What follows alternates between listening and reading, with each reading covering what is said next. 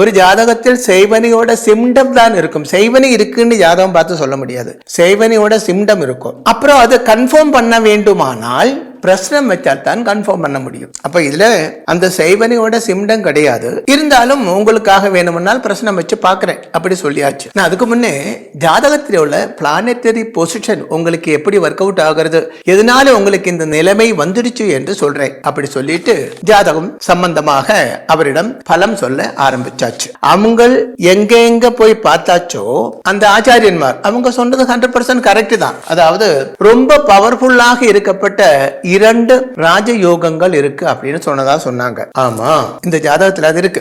லக்னத்திலே இருந்து 4லயோ 7லயோ 10லயோ, லக்னத்திலே இருந்து 4ஆம் இடத்திலேயோ 7ஆம் இடத்திலேயோ 10ஆம் இடத்திலேயோ சுக்கிரன் உச்சமாக இருந்தால் அது மாளவ்ய யோகம் என்ற ராஜயோகம்.